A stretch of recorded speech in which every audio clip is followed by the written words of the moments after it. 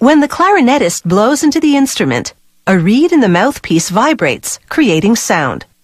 To turn that basic sound into different notes, the player manipulates the length of the air column inside the instrument by opening and closing different tone holes.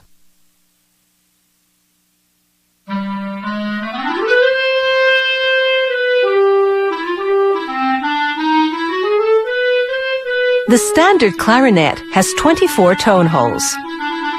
The musician covers some with his fingers, the rest by pressing keys. Those keys are made of nickel silver, or sometimes brass. They inject hot wax into a plaster mold of a specific key.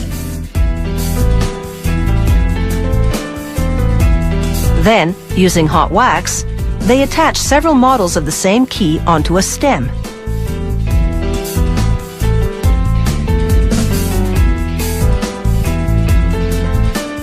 They put this tree, as it's called, into a cylinder, then into a mold-making machine which fills the space around the tree with a silica-based ceramic material.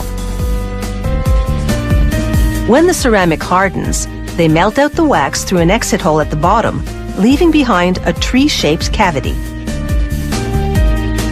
Now they transfer the mold to a casting machine and load nickel-silver into its miniature furnace.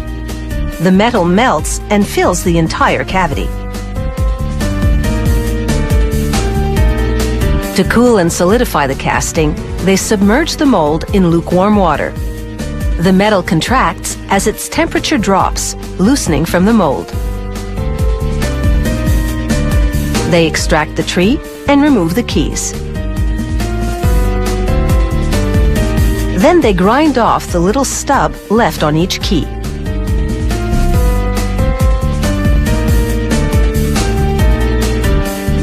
Next, the keys go into a tumbler filled with synthetic stones. The stones polish the keys, preparing their surface for silver plating. Silver doesn't adhere directly to nickel silver, so they plate the keys in copper first.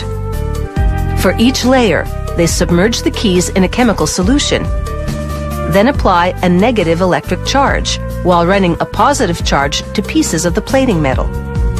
Like a magnet, this draws particles of the plating metal onto the keys, forming a thin overall coat.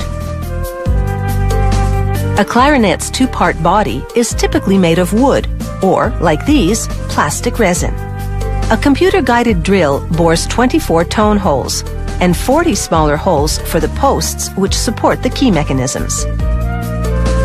A sonic welding machine presses each post into its respective hole, while zapping it with a high-frequency sound wave to melt the plastic around the base. This anchors the post securely.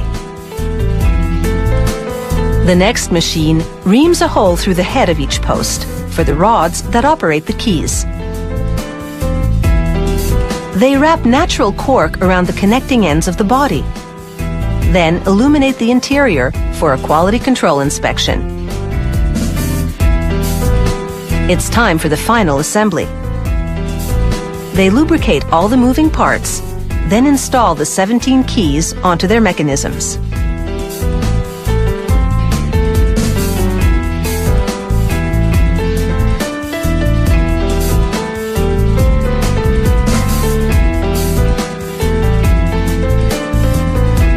Each key has a foam pad to prevent air from leaking out when the hole's covered. They use a strip of foil to test whether the seal is tight enough. With both body sections of the instrument finished, a musician assembles them and checks that each and every key moves fluidly. Then, after attaching the bell and the mouthpiece, she conducts a sound quality test, performing a set of musical exercises. The clarinet now goes to the packing department, where the packager gently removes fingerprints, lint, and lubricant residue, then lays the instrument parts in a velvet-lined case. It's a fitting finale to the making of an instrument that looks as good as it sounds.